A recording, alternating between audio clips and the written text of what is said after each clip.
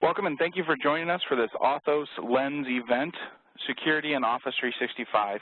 We will be recording this event and it will be available on our YouTube page shortly after completion. If you have any questions throughout the event or any issues, please feel free to type them in and we'll respond to them as soon as possible. We know that everybody is busy, so the AuthosLENS events are designed to talk about one topic and give you as much information as possible while respecting your time and letting you get back to it. If you have additional questions following this, feel free to check out our webpage at www.authos.net. The goal for today's events are to explore the security available in Office 365. We will review Microsoft security and compliance as it stands today, see what administrators can do to manage security within Office 365, discuss the various Office 365 subscription offerings and the various security elements around those. And finally, we will provide you with additional resources to review what is available and what will be available in the future. Today's presenters are Steve Heller, the Director of Business Development for Authos, and Kyle Swanda, the President of Authos. Both Steve and Kyle are very familiar with Office 365 and have been deploying it since it became available around 3 years ago. Authos has deployed over 5,000 seats to Office 365 and is the largest migrator of Office 365 in the state of Nebraska. Authos has access to numerous resources, both internal and within Microsoft directly, so if there are any questions, we can certainly help answer them. But for now, I'm going to turn it over to Steve Heller.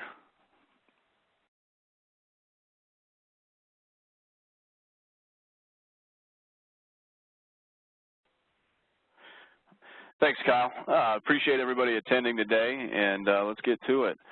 So first we'll be talking about Office 365 security and compliance as it stands today. This graphic that you see here on the left shows what Microsoft has identified, the layers that Microsoft has identified of areas needing security controls, and then the security controls that they have around it. So you can see from a physical aspect, the video surveillance, access controls, from a networking perspective, the firewalls and intrusion protection, the anti-malware patch and configuration management for the hosts, anti-malware for the applications, the screening, training, and awareness that they provide to their people from an administrative perspective, and then ultimately the threat and vulnerability management and all the other security controls around your data specifically. Some of the other areas of security as it stands today is with regard to encryption. Encryption is a big question that we get asked in terms of what's available from Microsoft from a security perspective. And so there are two areas of encryption, both in transit and at rest. So as you deploy or as you create documents, PowerPoint presentations, and save those to either SharePoint or OneDrive, that data is encrypted from your organization to Microsoft's data centers, as well as it's encrypted as it gets geo-replicated across Microsoft's data center network. And once that data does come to rest, it is encrypted both at the disk level and at the file level. So how Microsoft provides this type of security and robust security is that it's basically a game of spy versus spy, as well as some extreme paranoia. So they're basically assuming, and for good reason, that they're always attempting to be breached or that a breach is currently occurring. How this happens is through war game exercises. They actually have two teams internally, a red team and a blue team, with the red team trying to infiltrate and breach while the blue team is continually trying to keep them out. As you can see from the graphic of the wolf in sheep's clothing, they are assuming also that internally they do have people that are attempting to breach and gain access to data. They're also executing post-breach processes to try and mitigate the spread of that risk, and then, of course, monitoring any emerging threats that are always coming out on the landscape. What this all ultimately does, and what's most important to you as a business, is how does it meet the compliance requirements that you have. If you think back to the circle graph or the circle graphic we looked at earlier, you can see the different layers of security need, the controls that are available within those layers of security needs, and how that meets the certifications that are required upon your organization, both from ISO, FedRAMP, SSAE 16, and HIPAA. Those are are usually the four biggest ones that we run into. There are a number of other certifications that Microsoft does meet. In our resource section, we can give you links to get to those. If you have specific questions, obviously we can help you with that as well. But typically those are the four that we get asked about the most. One of the other areas of security that we get asked about is in terms of anti-spam and antivirus. So typically all organizations do have some spam filtering process currently in place. With your Office 365 subscription, that is included. So the multi-engine anti-malware that Microsoft has does prevent against 100% of known viruses. It's continually updated from an anti-spam perspective to capture all of the new spam that's coming out. There's fingerprinting technologies to identify and stop new attempts. You can mark bulk messages as spam, and as well as block email based on language or geographic origin. What's important to note, too, from an anti-spam perspective is that at the end user level, it's a learning engine. So as your users get spam, whether it's newsletter requests or just unwanted email, they can mark that as spam, and then the engine will either filter it into the junk folder, or as the end users block that email, it will learn and continue to block that going forward. So now that we've looked at the security from a Microsoft perspective, let's see the tools that you have from an administrative perspective. The first one is multi-factor authentication. So as your users attempt to log into the Office 365 portal, you can require them to utilize multi-factor authentication. That can be done either via mobile app, a phone call to their device, or a text message to the device. So there's a lot of different areas that you can require that multi-factor authentication, from a token to a message to the mobile device. The second area of security control is around advanced threat protection. What this is essentially you as an administrator are able to set policies from an email perspective, so that if an end user is attempting to click a link on an email that the link has been flagged as potentially malicious, it will send a message to that end user notifying them what they're trying to do might potentially be harmful. This does not prevent the end user from going to that link. However, it does provide the level of education that maybe that end user does need to think twice about what they're trying to do. Also, what we get asked about most of the time is, again, with the encryption and how does that encryption work. So essentially, when an end user sends the email, it gets filtered from a policy perspective. So is there security, social security numbers, PII, or some type of critical information that's within that email that needs to be encrypted. So that will go through the policy to your tenant configuration, become encrypted, get delivered to that end user, who then can go to a reading portal, log in with either their Microsoft or organizational account, and have access to that email. So again, it's the policy configuration that you're able to utilize that can detect any type of PII or business-sensitive information that can cause that to be encrypted, or the end user could also just put encrypt in the subject line to have that encrypted automatically. Another area of security is around device management. We all live in a BYOD and mobile-first world now, so being able to manage these devices is critical. Some of the areas that you can do this is providing conditional access of those devices.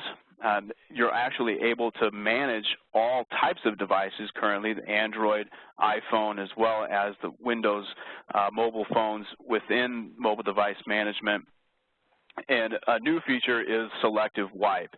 So if you have an end user that leaves the organization, or if their mobile device becomes lost or stolen, you can go into the device and wipe away all of the business information, leaving their personal information, rather than having to go into the phone and delete everything. Another form of device management that's available within the Intune plan that we'll talk about in just a minute is actual application management. What application management is, it's the prevention of end users from downloading, emailing, or sharing business-sensitive information. And this can be done from an Office application standpoint all the way down to your line of business applications. So now we've talked about all the different features available. Let's talk about the plans in which you can find them. For any of you that are currently utilizing Microsoft's Office 365 E3 plan, some of this functionality is currently available. So within the E3 plan, you do have Azure Rights Management, which includes the encryption as well as the advanced threat detection, as well as the mobile device management. Now, if we refer to the previous slide, it is limited from a functionality standpoint in that it does not include the application management. So it's not as full features as Intune, which we'll talk about in just a minute, but it does cover a lot of security features. So we talk about Azure Rights Management. Again, it's the policy enforcement, it's the implementation of restrictions and permissions, advanced threat protection. It also includes encryption, again, built into the E3 plan, or for all other plans, it's a $2 per user per month add-on. From an Intune perspective, that includes the mobile device management, mobile application management, as well as PC management. PC management is basically your mobile device management at the PC level, and that is included as an additional $6 per user per month subscription if you want to look at the Microsoft Intune. For those organizations that are heavily regulated or do find the need to take advantage of the features within Azure Rights Management as well as Intune, there is what's called the Enterprise Mobility Suite. That also includes Microsoft's Azure Active Directory Premium from a hybrid identity standpoint, but basically you can get all the features within Intune and Microsoft Azure Rights Management for $7.20 per user per month. So again, if you utilize the Rights Management at $2, the Intune at $6, you're already saving 80 cents per user per month. And then the Azure Active Directory Premium as a standalone is another $6. So there's some savings to be had there if you are a heavily regulated organization or do have the needs internally to utilize all those workloads. So now let's go to some resources that you can utilize to stay on the forefront. The hardest thing to do when talking about anything Office 365 related is that by the time this webinar is posted, there's going to be new features that have already been rolled out. So the best thing that you can do within your organization is continue to keep yourselves educated from an Office 365 roadmap perspective. This site allows you to see what's being launched, what's being developed, and what has been previously released, so that as you figure out the security initiatives that you have within your organization, you can bounce that back to see what Office 365 is rolling out, to see if there's synergies, if there's things within your organization already that might be able to be replaced or that can be implemented down the road. Also, we encourage you to check out our website, authos.net/resources, where you can find an abundance of links to information with regards to the Trust Center, where you can see additional compliance information. You can look more into the mobile device management. You can see a lot more around permissions from a security controls perspective, who owns your data, who accesses your data, as well as some support videos. If you have specific questions, you're always welcome to email Kyle or me with anything that you do have from a specific question, and we are more than happy to try and help you out in any way. Speaking of questions, we'll go ahead and open it up to Q&A. I know we're bumping up against the 15 minutes, but if there's any questions, we can go over those now. All right, thanks, Steve. We did get a few questions throughout the webinar that popped up, and I think they were kind of in regards to something you touched on towards the end there, specifically with regards to if someone were to leave Office 365, how do they get their their data off of Office 365, or how do they get it back, and how do they know that Microsoft isn't going to keep a copy of it? So that's a great question. It's actually answered directly in the Trust Center specifically with regards to who owns your data, and the answer to that question is obviously you. You own and will continue to own your data. Microsoft's legal agreements don't allow them any ownership or anything over your information. As far as getting it back, you're always able to export via Outlook for your local Office 365 Exchange Online data. You can download any of your documents from SharePoint. And any other reporting or information you want is generally available through the Office 365 portal. If you do decide to move your data off, once you're completed with that and you've canceled your account, Microsoft will retain access to your account for an additional 90 days for you to get back in and retrieve any additional data or anything you might have missed. But following that 90 days, they will completely purge any information and any data related to your account off of their servers.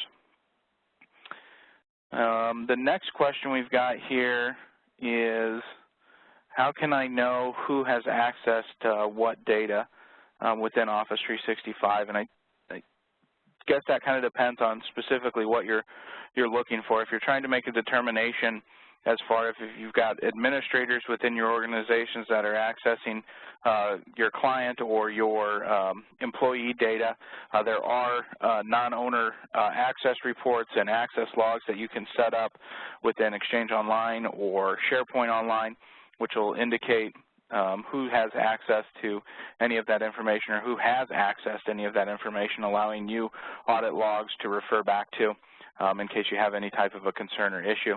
The second part that I think that may be referring to is, how do we know if anybody from Microsoft or internal to Microsoft has access to your data, which is actually a product or an add-on that Microsoft has recently added or updated to in Office 365. It was announced, I think, a month and a half ago or so. It's called Customer Lockbox.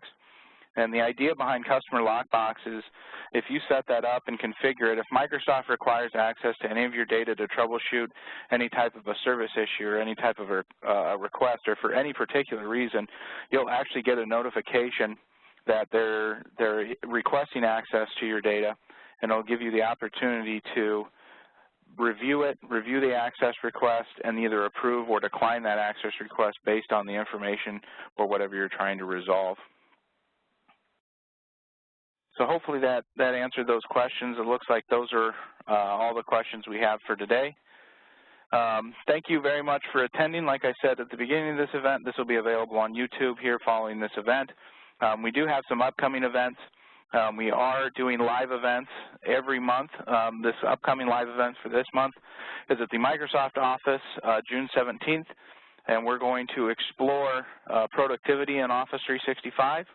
And then our next webinar will be July 9th, where we're going to take a nice overview of Windows 10, which has been announced to go general availability July 29th. So it'll be just in time to discover some of the new features that are coming out and will be available in Windows 10. It's also worth noting that we'll discuss the free license that Microsoft has announced with regards to Windows 10 and how that can affect your business or even your home PC. So feel free to register for any of those events. If you have any questions, again, feel free to reach out to either Steve or I. Thanks again for attending.